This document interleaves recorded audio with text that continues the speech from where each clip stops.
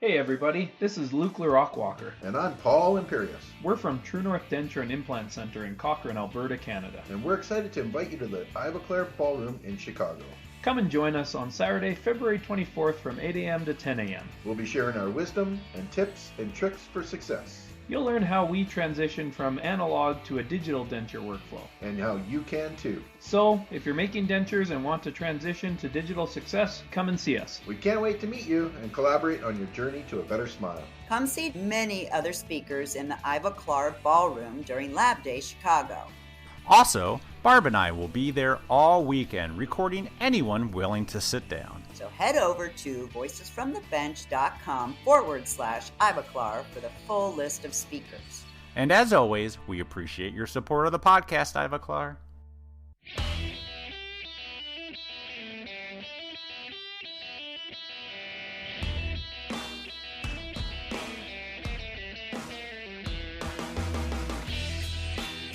Welcome to Voices from the Bench, a dental laboratory podcast.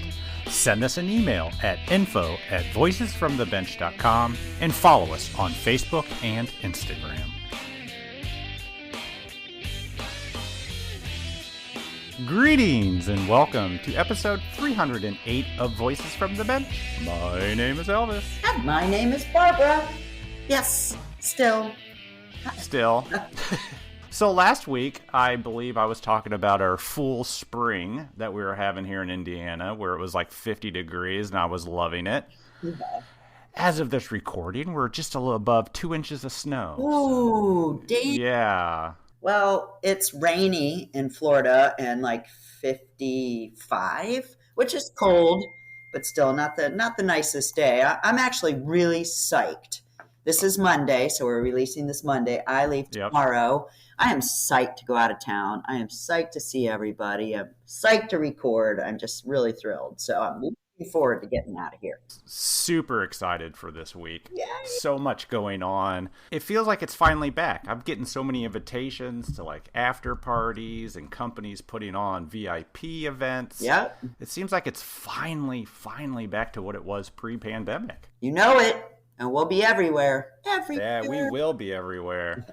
I can't wait. Old friends, hopefully make some new friends. I mean, just think of all the people that are going to be in Chicago. And the classes, the presentations. Yeah, there's just way too much going on for us to do everything, but we're going to try like hell. I was looking through the list of educators, I think they call it on the LMT site, and all the people that are going to be teaching classes. And man, do yourself a favor. If you're signed up for a course, head over to voicesfromthebench.com. We have like a search button, and you can search for guests that we've had on the podcast. See if the person teaching the class has been on our podcast.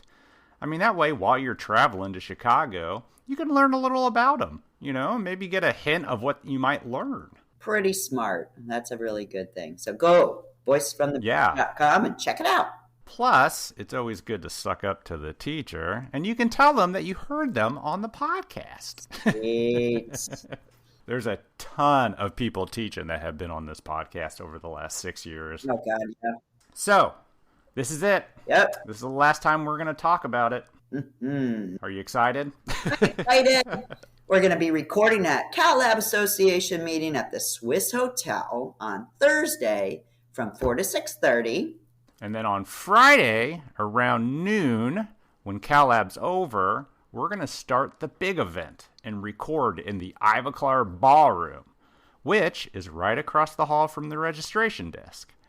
Then, all day Saturday, we're going to be there again in the Ivaclair Ballroom. Yeah, so please come see us, say hi. You don't necessarily have to be on the podcast, although I know my partner and I would love to have you, but you get a cool podcast sticker, and you get to come say hi.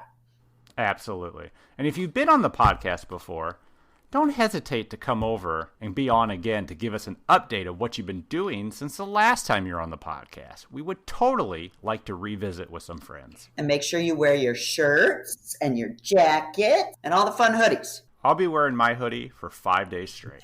I did get 2 of them, so I will be able to let one air out every other day. I've been wearing them all week, honestly, at work. I gave out one hoodie to my girlfriend, Rebecca Gerber. I gave a shirt to Alex, and then I gave another shirt out yesterday. We're presenting at Laizure. Yeah, and I'm still getting emails almost every day about people still wanting that shirt. It might have to come back in the spring. We'll see. You snooze, you lose, y'all. They're like, well, I really wish I would have ordered one. Well, hello. Yeah. We say that every time, and then we have these really cool merchandise, and everybody wants it. A little too late. Yeah, and I love it how they tell us that they never knew we were selling them. I mean, it's not like it's a secret. Yeah, the way we post, that's not happening. All right, so what's happening? Well, this week we have two gentlemen that separately have created some of the best companies in our industry. Yeah, no doubt. But now they've come together to offer a unique strategy of marketing your lab to fix a problem. Rob Laizure of the Full Contour and 3Shape fame has partnered up with Sasha from the Harvest Dental fame to go deep into how a lab can differentiate themselves from other labs. They talk about their mutual desire on how they want to see labs succeed, combining their tangible and intangible values, using a little artificial intelligence, and how having substantial communications with labs, they want to find out what makes each one unique in a world full of commodity products. Yeah, I love that. That is just so smart. With examples on how labs can position themselves above the rest, think pizza. You know it. Rob and Sasha go deep into a conversation on marketing to fix a problem and not just a product. So join us as we chat with Rob and Sasha. Whether you're looking to elevate your craftsmanship or looking to cut back on cost, look no further. VITA MFT teeth are the ultimate solution for creating lifelike and stunning smiles. Crafted with precision and backed by cutting-edge technology, VITA MFT teeth offer unparalleled aesthetics and durability. And since VITA believes in the power of experiencing excellence firsthand, for a limited time only, they are offering you the chance to get a complimentary case sample. That's right, a full case absolutely free. Just visit vitanorthamerica.com/free MFT. Don't wait any longer to start providing your customers a premium tooth at an economy price. Redeem your free case sample, and if you're ready to buy, VITA will even give you an extra 10% off discount by shopping online on their newly launched online store. Join the VITA family today, and we appreciate your support of the podcast. Hey, it's Candulor from Switzerland. Whether digital or analog, there are many ways to work in removable prosthetics, and you decide how you want to work at your bench. We provide you the materials to do so. With our new X molds of the PhysioSet TCR tooth line, you can cover a large part of your daily work. Whether complete dentures, partial dentures, or hybrid prosthetics, there is always a solution. Our Swiss School of Prosthetics in Springfield, Missouri will be happy to teach you a few more things you learn for life, right? You'll be supported and supplied by our authorized dealer, Edmunds Dental Supply. Check out our website, candulor.com. Candulor, high-end only.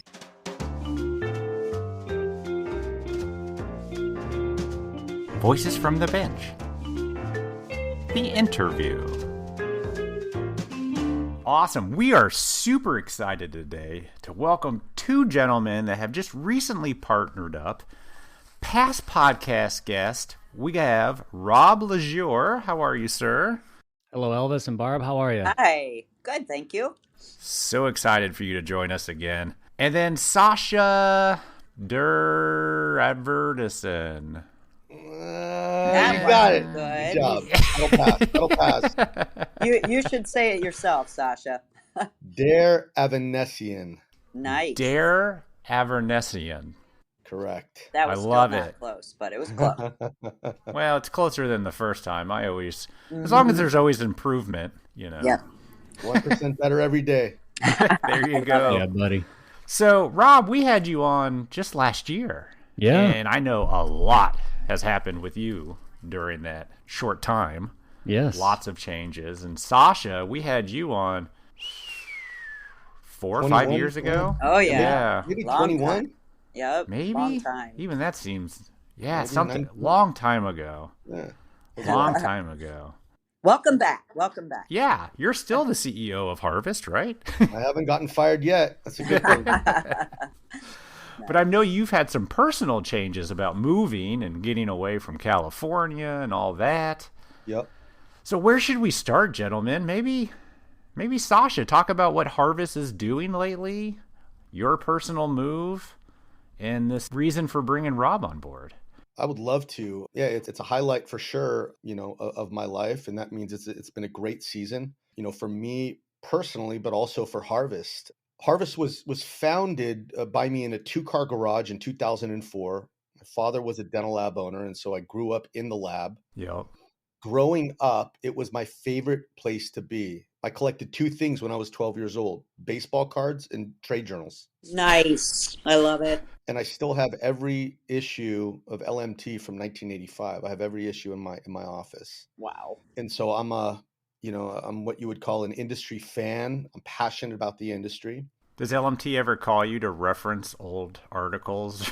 Well, they actually they sent them to me. I actually had requested some old magazines to kind of complete the collection that I had. Oh, sure. And they were, incredibly generous and sent them to me.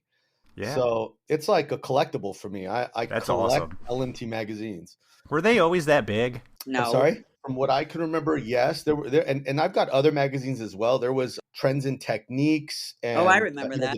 Yep. The dental lab products was like huge. It was like, it was a really big magazine at that time. There was another one called Dental Lab World, which I have. And so, yeah, I've got kind of a mix of them, and I just love kind of flipping through them. But, essentially always had a dream, and the dream was to create the Mont Blanc of dental lab products. And the reason for that is simple. A Papermate pen, which is, you can buy for 99 cents, and a Mont Blanc pen, which is about $600, both will write the same name. But one of them is actually given away as a gift more so than it is a writing instrument. And it's not that my products are ultra expensive. Actually, we thrive on driving best in class product development at cost leadership pricing. But the motive, the vision, was to create products that were meaningful, products that actually mean something, right, to the technician. Mm-hmm. We didn't want to just become a distributor, but wanted to create products that had a reason for being. And that's really kind of who Harvest is, what Harvest does. And, how does Rob fit in? Well, I'm a firm believer that the companies that win today and tomorrow are going to be the companies that create value through connectivity. That we are not in a trade economy, but a connection economy. Yeah. And as technology brings people closer together, Rob comes to Harvest with a very rare and scarce skill set of creating intangible value, where I thrive on creating tangible value, i.e. products. Mm-hmm. Rob comes to Harvest with a depth of knowledge and a track record of creating intangible products and value propositions. And so, and that's the fun part, is navigating a new world together, leveraging our strengths. And Rob is someone that I've always had tremendous respect for. I've watched, him and his family build an incredible company that is admired globally, full confidence. Oh, sure. Yeah. And then watched him grow 3Shape Design Services. And we developed a friendship through shared values. And so now we're coming together and looking for creative ways to execute those values. So when you say intangible, Rob brings intangible, like what is your definition? Help me define that meaning for your business. Well, it's creating more value than the products themselves, right? So yeah, all products are valuable. And so how do we become more valuable than the best in class products that Harvest makes? And it's going to be through efficiency. It's going to be through an obsession around defining what is the true customer problem. Aha.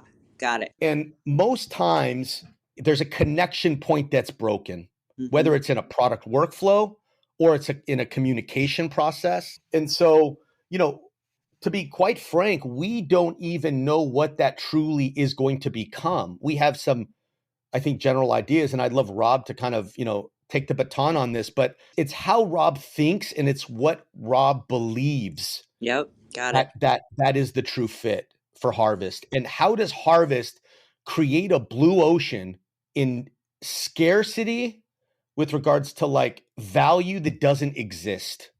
And that's inventive, right? Like that's something that needs to be invented. Yep. And so you've got two creative people who are passionate about the industry, who have both grown up in dental laboratories and believe that we are in this industry for a reason. We are called to be here. And so, Rob, I'd love for you to maybe just kind of talk about, what that means to you. Yeah, Rob, you up for that task? I think I am. Yeah, it's 3Shape took really, really good care of me. It was an amazing acquisition, an amazing partnership. We grew the business, we developed AI, and we did a lot of really fun and exciting things. And there was nothing negative for the reason of my departure at all. It was more of just me wanting to spread my wings and find what's next in my journey. And when I left 3Shape, Sasha and I weren't even talking. I had been out of 3Shape for 2 months, just kind of working my way around, and I was doing some consulting and just trying to really think what I wanted to do next. Sure, yeah. And then when Sasha called me and we just started talking, and he shared the vision of Harvest, which I knew, but I got more of a full picture from him. And so, yeah, but I'll fast forward and just answer the question, and then I can go back if necessary. But something I love about Sasha, which I'm very similar to, is that we don't try to sell product. What we do is we get on the phone with the customer, a Teams meeting, or we're sitting there face to face in a room, and we just start with, how's it going at the lab? Like, how you guys doing? And what challenges are you facing? And we are hoping that through that conversation, that we could find some problems to address with some product we have. But I'll give you an example. I was talking with another lab, and we just started talking about marketing, and we started talking about anterior cases, and we started talking about social media. And so then we kind of went off on this tangent of, how do we position their anterior cases to solve a problem, not just be a product?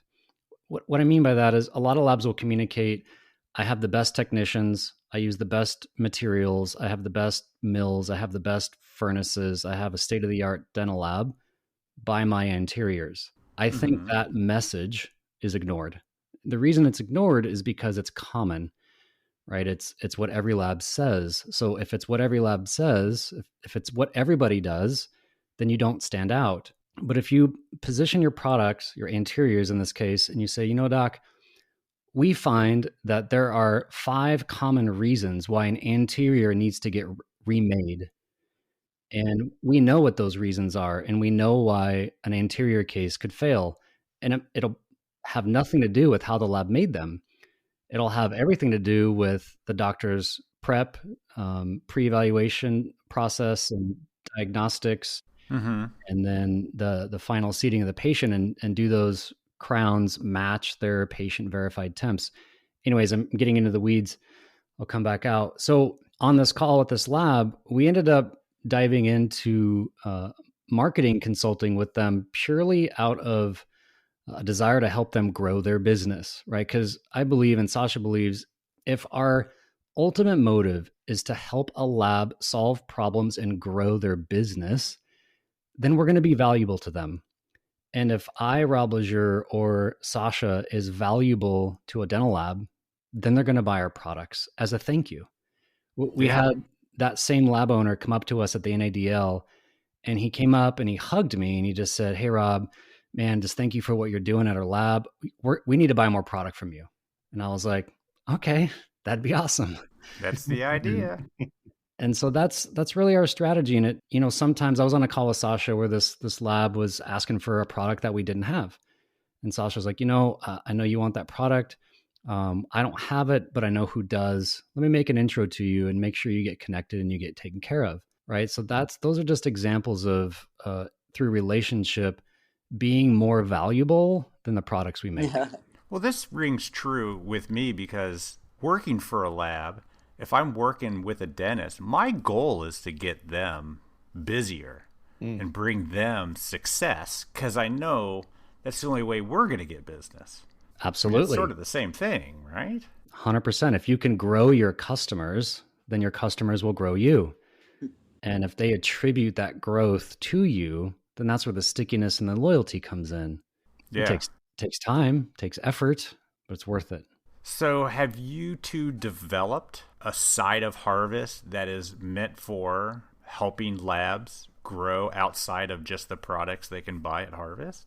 Yeah, I mean, we have, and we're in the early stages. So Rob Rob and I have been together now for 3 months.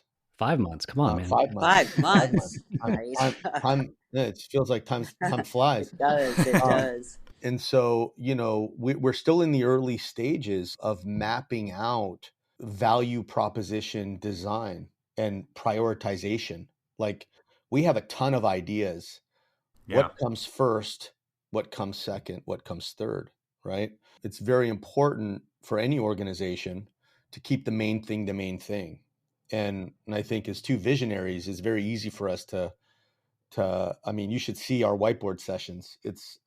They are. We live in the clouds a lot. We go for hours and hours. And sometimes we have to say, all right, let's go back to this, because this one is the one where we feel the heat, or there might be some more momentum. But I think marketing is a huge opportunity. Why? Because I'm a firm believer, and it's become a conviction, that our industry is way over educated on aesthetics and way, way undereducated on differentiation. And so one of the things that I feel Harvest can contribute to is helping laboratories compete by leveraging what makes them unique. And based on, Rob's kind of, explanation and example with regards to the anterior cases, there, commodity is everywhere, and it's in every industry. The dental lab industry is no different from the t-shirt industry or the shoe industry. Sure. It's all the same. I mean, commodity exists everywhere. Furniture, I mean, huge commodities, right? Yep. And so what is it that then differentiates a company or a product or a brand? And very plainly, and from a very simple explanation, it's defining market conventions, the habitual ways that companies behave, communicate about themselves, communicate in their advertising, engage with their customers at the touch point level. It's identifying those conventions and using those conventions, right? The things that everybody does that are the same, and using those conventions as a catalyst for differentiation, right? In order to be different, you cannot be the same.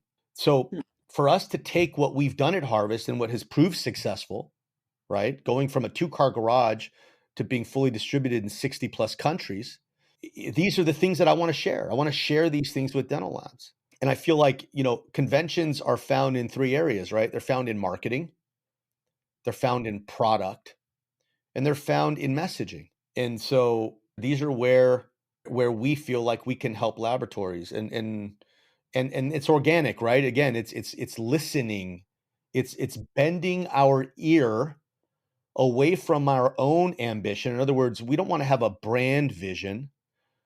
Harvest wants to have a customer vision. And that vision is to help the customer grow, because as Rob said, when the customer grows, we grow. That is so amazing. I don't think a lot of times, or maybe I'm wrong, but lab owners really think of those things, that a company such as yours could actually bring that to them and sit down and talk about all of those amazing things that make them different. So this is kind of new. I mean, I work with a lot of really big companies, and I don't think anybody has that way of thinking. How do you think of these things, Sasha? Late at night when you're laying in bed, like how you could be better? I see you all the time. I know how amazing your leadership is, but like, how did you connect that? Very simply, Barb, I reverse engineer myself.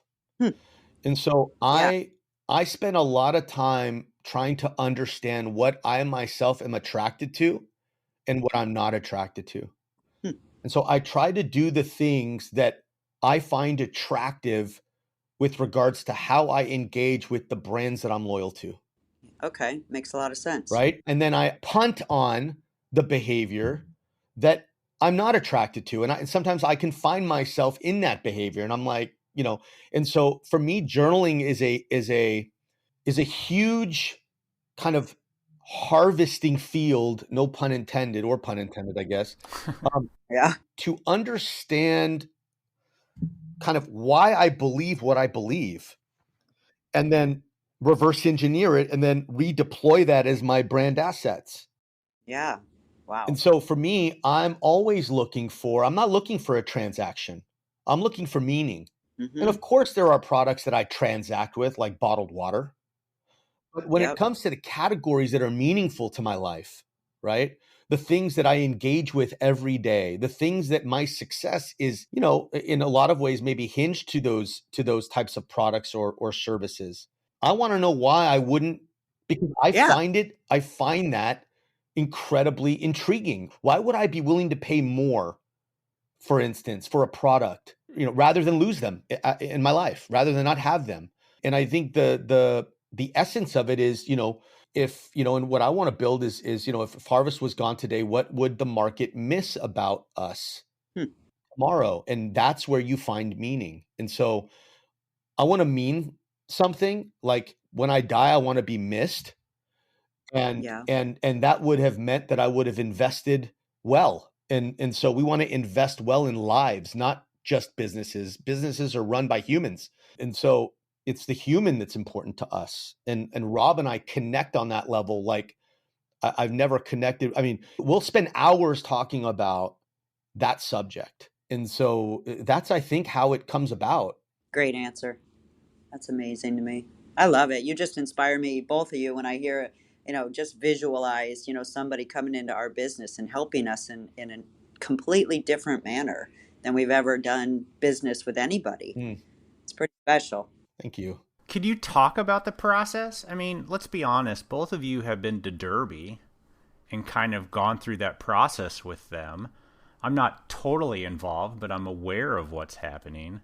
I know you're bringing a lot to the table for Derby. Can you talk about kind of what you're doing? We've both been there. Sasha helped a lot on brand formation, like logo and brand identity and all that. And then I came out about a month ago or so. And I have a passion for messaging, like the words we use to describe why would a potential customer be attracted to our products or our services. And in the same way Sasha said, I take note of what types of advertisements or messaging am I drawn into. And I've discovered that there's this strategy of marketing, which has been around a long time, and people have sort of repackaged it and repositioned it. And it's the fundamental of it is problem solution marketing. So you state a problem, you describe a problem, which is going to describe an internal, like emotional problem or an external problem.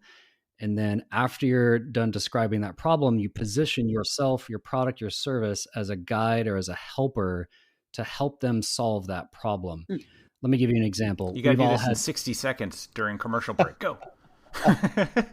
We're in commercial break now? No, I'm saying the messaging you have to do has to do within a 60-second commercial. Yeah, I'll try to make it shorter. Okay. So Bob's Pizza says, buy 3 pizzas, get 1 free. And okay, buy 3, get 1 free. Okay, that's boring. Like, what do I do with that free pizza? Okay, it's like more of a commodity sell. What Domino's Pizza is doing, if you guys have ordered Domino's recently, is they're positioning what's called an emergency pizza.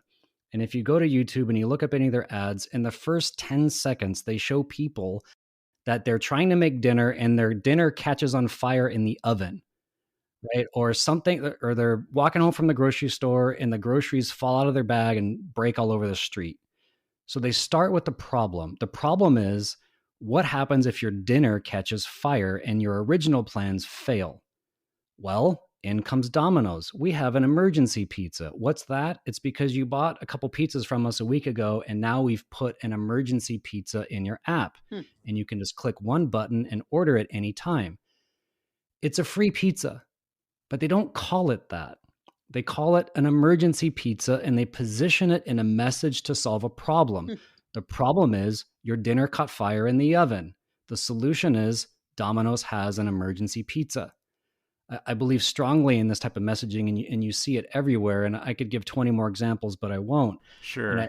And labs selling full contour zirconia crowns is like a pizza. Everyone's got one. 100%. Yeah. If you're choosing your lab based upon their full zirconia crown, you're not really choosing that lab. Yeah. So you can't, if you say things like high quality, low price, fast turnaround time, you're not different. Yeah. Not different enough. So what about your lab and your process and your relationship with your doctor stands you head and shoulders above the rest? You have to solve a problem with your single unit zirconia crowns. You have to position yourself in a way that's meaningful to the doctor, that's uniquely different than the next guy. And I think most labs miss out on that, and we want to help with that. Are you finding that you're kind of doing like a whiteboard with your laboratories, and you kind of have to pull this information out of them so that you can figure out where that meaning is? Absolutely. Yeah. That happens all the time. Like in the case of this interior lab we were working with, they're like, yeah, we have a certain price for our Emax, a certain price for our veneers, a certain price for our layered zirconia. And I was like, guys, why don't you just simplify and do one price for all your aesthetic cases, but then position a successful process, like a 6-step process that will give your patients a predictable outcome. And you could make the claim to your doctors that will reduce your anterior remakes to less than 1%. Because here's a proven process that brings you success. So it's less about using Emax, sorry, I have a Clar, and it's more about using a process that gives patients a predictable result. I think the number one reason why a patient rejects an anterior case is the way it feels on their lip and the way it looks in the mirror. And that has nothing to do with the lab tech. The lab tech could have made beautiful crowns or veneers, but the phonetics aren't right. The way it feels on their lip is not right. It's too much lip support, not enough lip support. And now the doctor's scratching his head trying to talk the patient into the case. Yeah. And then it gets kicked back to the lab, and the lab has to make a remake, and it wasn't even the lab's fault. Yep. We can solve that problem. So let's do that. And if a lab positions themselves as a solution provider to bring a predictable process to solve those problems, the doctors are going to listen. Because when you talk about problem solution marketing and you understand the problem and you understand the solution, you have something called empathy and authority. Yep. Empathy is that I know what the problem is. I know what the pain points are. I'm aware of what causes those problems, and I want to remove them from you. I have authority in the space. I've been doing this for a long time. I have a plan to follow, and if we follow it together, you'll be successful. Love it. But every lab is out there basically using a handful of the same products, a handful of the same machinery, a handful of the same design software. Or just one, Elvis. Or just one. But how do labs really differentiate? I mean, I know you've given examples, but I just don't see how a lab like Tomorrow could make a difference using the same equipment every other lab is using. Let's steal from Domino's. What if a lab positioned, we have an emergency crown for you. Every 50 crowns you order, you get a free one in your queue, and you can just click order anytime you want for a remake or for a friend or for a staff member or whatever. Just like pizza, red sauce and dough and mozzarella cheese is the ultimate commodity.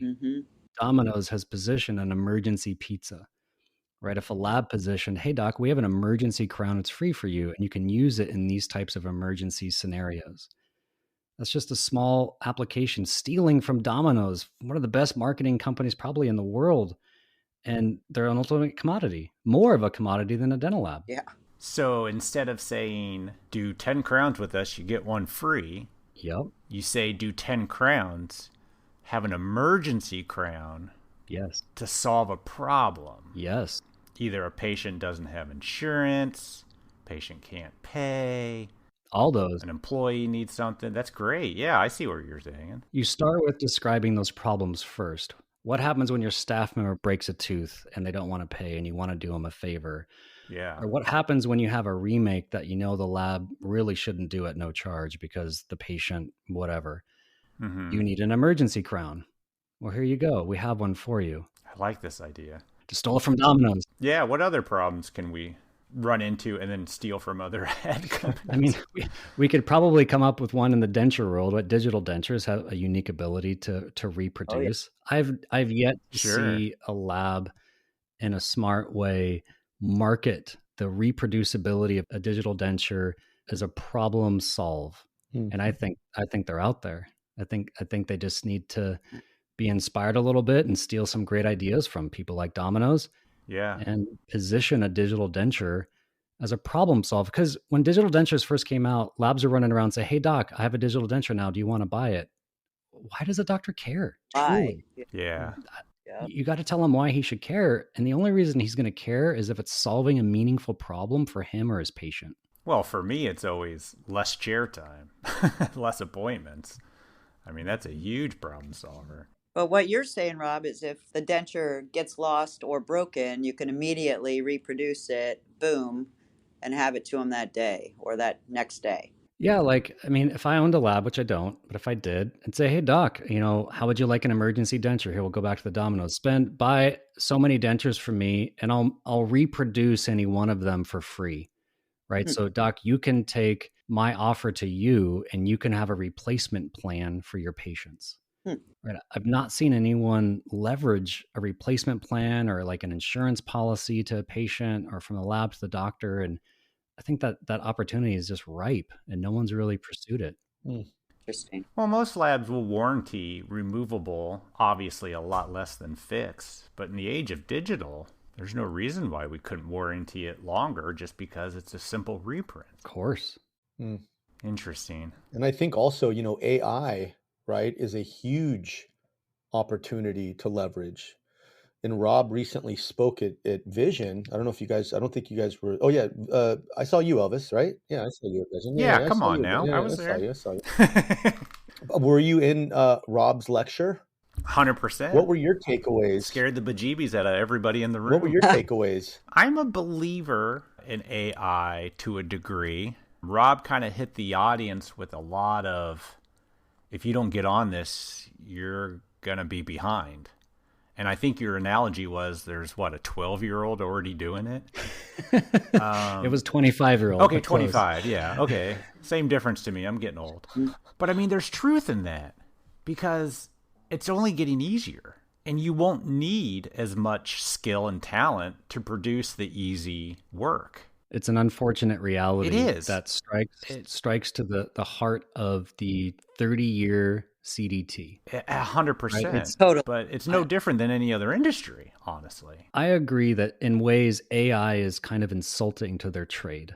Like, I agree with that. Yeah. But we cannot disagree with the evolution of technology and the usefulness and productivity of AI. It's like standing out in the ocean trying to fight against the waves that are crashing in. You can't do it. The AI is coming. Didn't all the actors just go on strike? And one of their reasoning was because of AI and making sure it doesn't get into movies. And extras are still being paid because we can make AI extras now. I mean, it's all over the place. It's just how you adapt to it.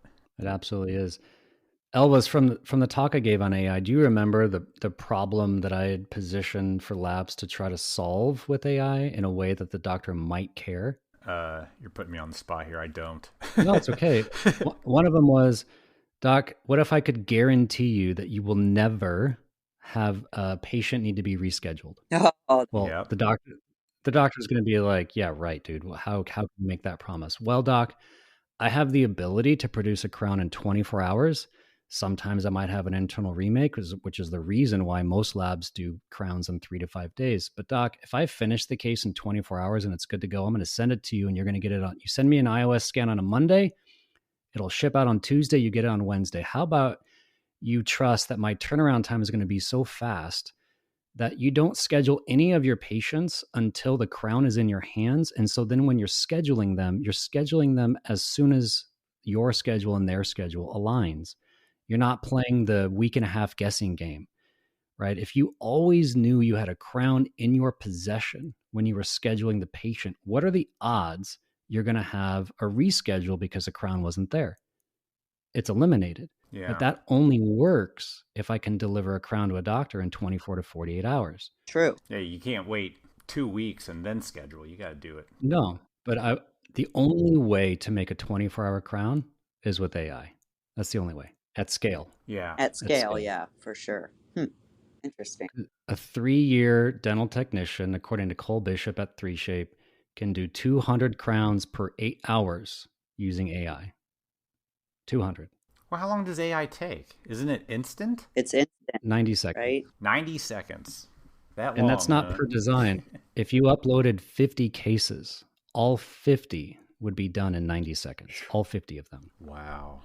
They might not be perfect, but... Nope. Still need a CDT to QC. And I think this is where CDT should be proud, is that just like driving a Tesla, you're still in the driver's seat. And you need to be in the driver's seat, right? Like AI can fly a plane, but everyone wants a pilot in the cockpit, right? AI can design a crown, but every doctor wants a qualified dental technician overlooking the quality of their work. Yeah, because you're tweaking the contacts and the contour and the occlusion. I mean, they can kind of only get you so close, but you still need a brain and a skill set to be able to make it perfect and fit and, any occlusal issues or, I totally see that. I can visualize that. I'm not a designer, but I can see where that would be a huge benefit. Yeah. Well, I think the good part you brought up in Vegas was the fact that the dentists, they don't give a rat's ass if it's done by AI. They don't. I don't think a lab should ever put that in their marketing message at all. Yeah. We gave the analogy, Elvis, of when you go out for a nice dinner, if the chef were to come out to greet you and start talking to you, and then he invited you back into the kitchen, and he's going on and on about his knives and his machines. And he says, oh, hey, look, I have the Broiler 5000. I've got these probes I put in it, and it's powered by AI. What you're thinking is, can I go back to my table and sit with my wife? Like, that's what I'd be thinking. Like, I don't freaking care if you use AI or not. All I expect is that when the steak comes out, it's freaking good. That's why I'm paying you. I don't care if it's gas or electric. Just feed me. You made my point. So I think it's dangerous for labs to market their technology. What they need to market is a solution to a problem. Christopher Lochhead, he's a great marketer. He's got a podcast called Lochhead on Marketing. It's really, really good. My favorite one-liner of his is, if you market your product to me, I think you want my money. But if you market my problem, I think you want to help me. And that's what I want to help labs do. I want to help labs market a problem to a doctor and their patient and stand up head and shoulders above the rest as a problem solver in a unique way where the lab goes, oh, I don't want to lose that. Like Sasha said, right? I can't lose that lab because they solve my problems in a meaningful way. So how are you guys getting this message out? Do I have to be a client of Harvest to have the ability to work with both of you? Or, what does that look like for our listeners? You don't have to spend anything with us, Barb.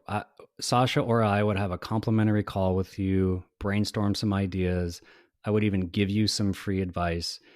And then we would discuss, do you want to engage with us formally to help you with marketing or not? And if you just want to take some free advice and go about your day, then you're fine.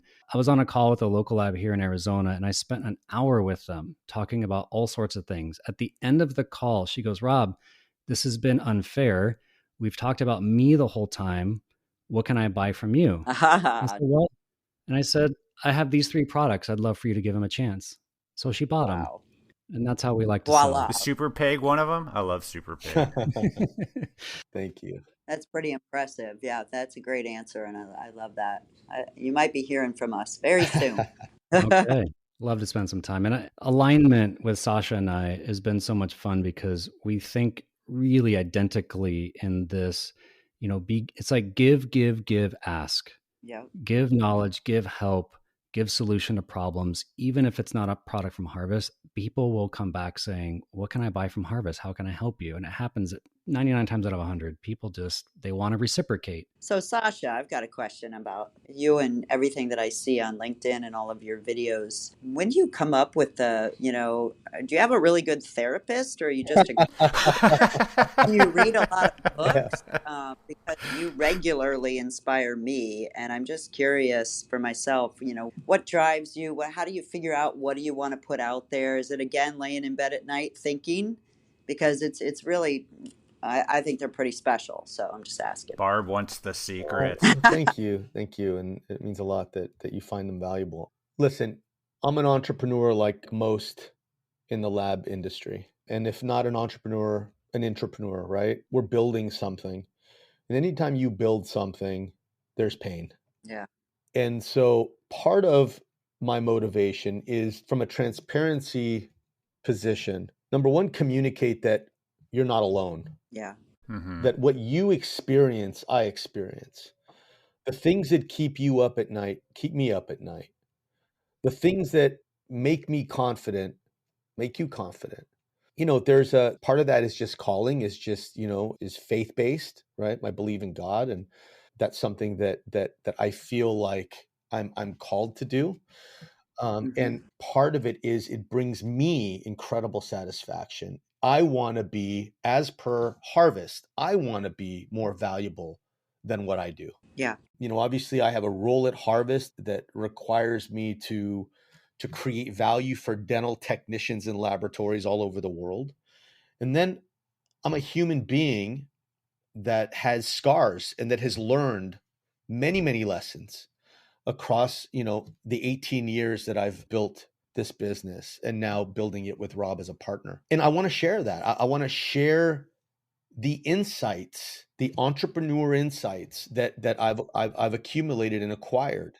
And so I would say that that's kind of where it comes from. Again, the journal for me is the place where it starts. It's usually a current situation that I'm in, right? As I'm working through something, an idea, a process, a limiting belief in myself, right? Putting it out there and, kind of extracting that from my brain onto paper so that I can see it, I can read it.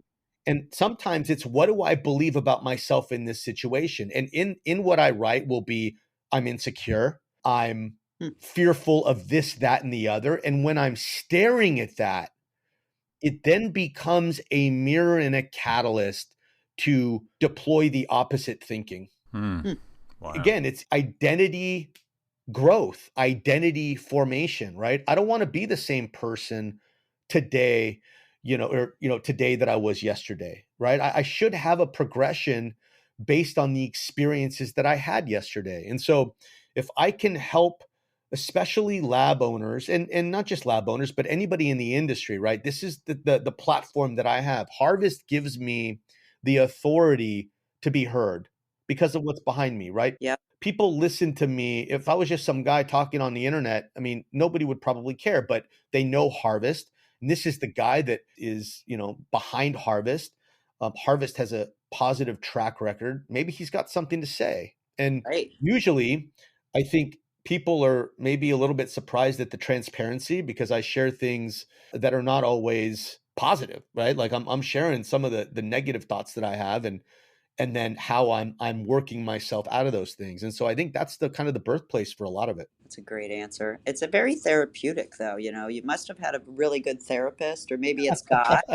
but to be that honest, Barb wants a name. Barb wants a number. To be that honest with yourself about where you are and how you share your problems and your solutions, I just think it's remarkable, and I thank you. Oh, I appreciate that. I want to comment on this because I think Elvis and Barb and I would agree that Sasha's willingness to talk about things that are humbling, painful, maybe mistakes he's made, those things are attractive to us, right? Yeah. Mm-hmm.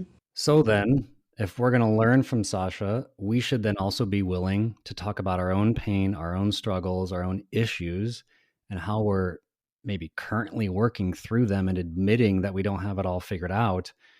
Because I think oftentimes I find myself like, I don't want to admit I have a problem, but yet I also can see and recognize that when other people admit that they have a struggle, a problem, an issue, it relaxes tension. It helps you feel more safe and more willing to talk about your own issues. And I think it's one of the qualities of Sasha's leadership that's attracted me to him, is because I cherish that, right? If you have a leader that's willing to humble themselves and say, yeah, I screwed that up, or I'm really struggling through this. I don't know what decision to make right now. I need another day. Yeah.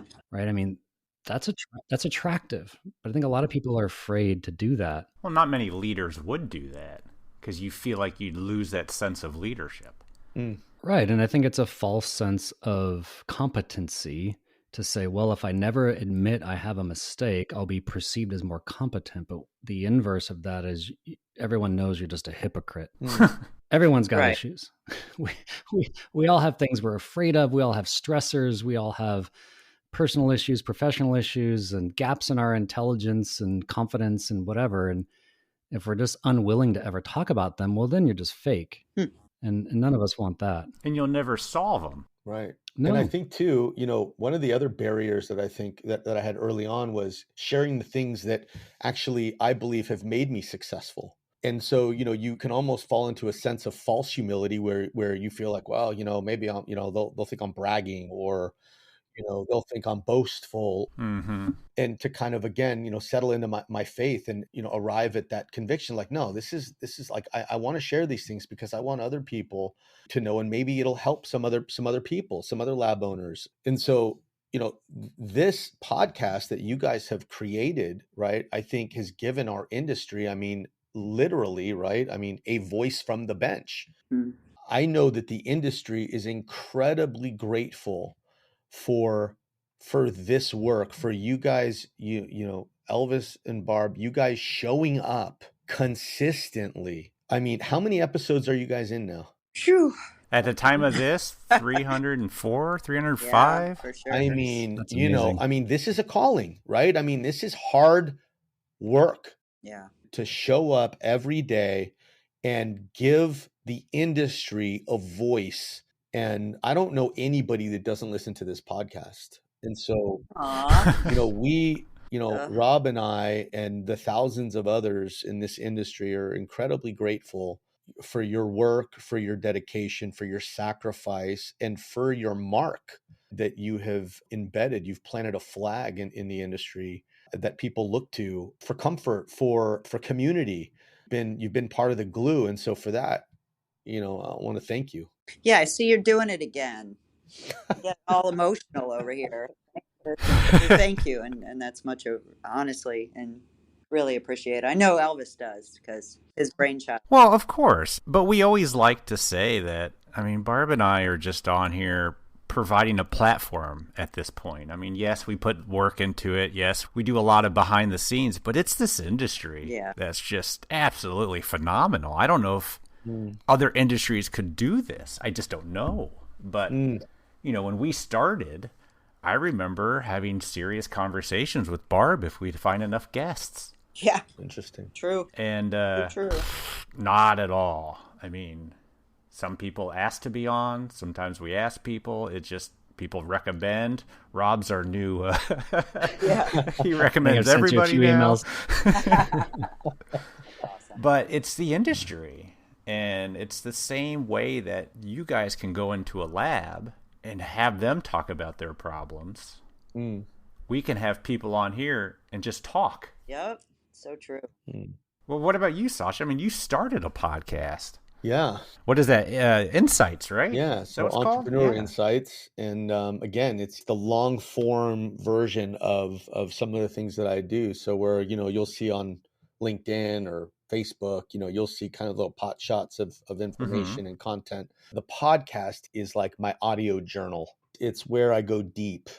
It's what it sounds like when you listen. It's like a personal journal that you're just reading out loud. Yeah. It's where I go deep, and it's curated, right, as a story, right? It's a story, and it's a story around the things and what I know, with regards to the pain that entrepreneurs feel, and in particular laboratory owners. The conversations that I have, usually when I meet with somebody, when I meet with a lab owner, their expectation is that I'm going to talk about harvest products. That's their expectation. Yeah. That's what salespeople do. And what they realize very quickly is the value exchange is improportionate, that they walk away with something that they are taking with them, hopefully, which is that's my ambition. Mm-hmm. And I won't even ask for an order, because it's for me, it's what makes me happy. And then it always comes around, right? But Rob and I are I think that we just want lab owners to win. We want laboratories to win. And so that's essentially why Entrepreneur Insight. And that's why I say, that's why I appreciate you guys, because I know how hard it is to show up when you don't feel like it, because it's a discipline. Yeah. Mm-hmm. And I got to tell you, there's a lot of times that I don't feel like it, and I have to do it. And sometimes I get super busy and I miss a couple weeks, and it's like, you guys have just not missed a beat. But yeah, it's really just about the insights that I've gained in growing Harvest that I want to share with the dental lab world. Yeah, I recommend everyone to check it out. Even if you're not an entrepreneur, it's some great insights. I don't own a business, but I listen to it. I pick up quite a bit. Oh, thanks, Elvis. It's good motivation. If I can stay up on it. It's pretty deep. Yeah, it does get pretty deep for sure. Yeah. So with Harvest, do you even have any salespeople? We don't have a sales team. We have what we call a brand experience team. And that's because we truly believe that differentiation really is rooted in behavior. Yeah. Yeah. In how a company engages at the touch point level, right? When you hear of Zappos, right? This is a shoe retailer that is no different from any other shoe retailer on the planet. But what is different about them? The DNA. Yeah. And Harvest is a DNA brand. We believe that in order to differentiate, we need innovation, as any company does. But in Harvest's case, it's not just product innovation, but it's behavioral innovation. And we also we don't hold our team to, really strict sales quotas and, those types of things, because we believe that it devalues our touch. I agree. Yeah. So I would rather have, Mary Beth Starr, who's our director of brand experience, on. Wonderful person. Thank you. She is amazing. I've known her for 25 years, and I created this position around her gift. Yeah. And she's a bridge builder. And I would rather have her spend, a half hour, 45 minutes listening to a customer problem, or just a customer in general, than have to, hurry up, sell, and get off the phone to call the next person. Yeah, I've known of other companies where their salespeople, you have to contact, 14 people a day. And I'm like, how does any of that become meaningful? It's just tough to build a human relationship that way. Yeah, you're always wanting to leave because you got more to do. And it just doesn't Or you're work. not listening because you're rushed. Yeah. So we don't have salespeople, but what we do have is passionate innovation. Products are birthed at Harvest by way of passion. And we look for molehills, not mountains. We look for categories that are undefended, categories that are static, and we try to disrupt those categories and overturn those product conventions. And SuperPeg is a great example of that. And we're launching a new product here very, very shortly called Easy Gum, which is, again, another category disruption, we believe. And it's a preformed pink gingiva composite strip. Ooh. So it overturns the convention of the labor-intensive application of syringe, and essentially you can produce a beautiful aesthetic gingiva veneer, if you will, on a printed or milled prosthetic in 10 minutes. So it's like a sticker? And you essentially you just lay it across the facial, you cut away the papillas, and you're essentially done. Yeah. It won a WOW award with the JDT this year. And so this is a product that we're super excited about. And again, another example of, we could easily go and do a syringe composite. That's the easy thing. The hard thing, over the last 2 years was developing a product that we understood was going to be difficult because there's a reason it's never been invented. We filed a patent on it. And so this is something that we're really, really excited about. So, Harvest, in the midst of all of this kind of, overextended value that we try to create, in the middle is we have the Harvest Promise, which is a best-in-class product. I think that's what we deploy as an expression, as a brand. And again, just with that, you're listening to, your customers and the needs of the technician, where that's going to help anybody out there put that pink on a lot faster and more accurate with, a lot less time involved. I love it. 100%, Barb. This was not our idea. Yeah. You solved a problem, right, Rob? Exactly. That's right. That's why we named it Easy Gum, because it's easy to learn and easy to train. And what I've heard from labs over and over again is one of the most significant challenges or problems within the four walls of their lab is training up talented technicians, right? Taking them for wherever they're at to the next level. And, training aesthetic gingiva can be technique sensitive. Yeah. And Easy Gum really brings those barriers of training and sophistication down to a point where it's accessible. I had my 15-year-old daughter, never made a dental prosthetic in her life. I took her to Tom Wyans' lab here in Scottsdale, Arizona. Yeah. Put Easy Gum in her hand, and she made her first case in 12 minutes. Yeah. Tom showed her once. She applied it, used some of her nail skills, cut away the papillas. We light cured it, and it was pretty dang good for her first case as a 15-year-old. That's cool. Yeah. And you're going, it works. It works. Yes. Sasha was getting blown up that day by my text messages for sure. I bet. Is this product available now? Not yet. It's close. Very, very close to market release. Will people see it in Chicago? They will definitely see it in Chicago. Cool. So you guys have your usual booth in Chicago? Yes, we will have our usual booth. Yeah. Super excited to look our customers in the eye, shake their hand, give them hugs, and connect. For sure. That's going to be a great year. Yep. Both of you going to be in Chicago? Absolutely. Wouldn't miss it. Nice. Absolutely. Right. It's fantastic. Well, we appreciate you guys coming on the podcast. Yeah. This is some interesting stuff. Yeah. Love It's it. an honor. I really think a lot of labs can learn a lot by finding out the problems they can solve. Amen, brother. Rather than just saying, more crowns, more crowns. Yep. I love it. Thank you. Thank you guys so much. Appreciate that. Thank you for We having appreciate it. And we'll see you in Chicago. Sounds us. great. Thank you so much. Thanks a lot, everybody. Bye-bye. Have a good one. Bye. Nice, guys. A huge thanks to Sasha and Rob for coming on our podcast again. I think both of them again, right, Elvis? Mm-hmm. Yeah. We think it is fantastic what you guys are doing over at Harvest, and we aren't just talking about Easy Gum, which I will definitely check out at Lab Day. It's great that you two have partnered up and are helping labs find their unique identity, which I think all labs have. We just have to find it. It's great to hear about how you're helping them grow their brand, increasing their value, and improving their message to their clients.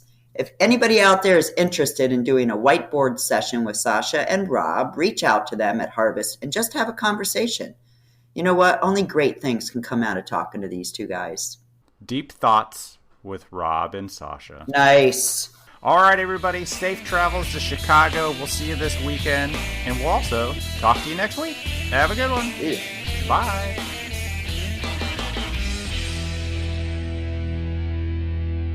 Got to go to the tailor's, get a new pants shortened. Pants shortened. Yeah, I do. The views and opinions expressed on the Voices from the Bench podcast are those of the guest and do not necessarily reflect the official policy or position of the host or Voices from the Bench, LLC.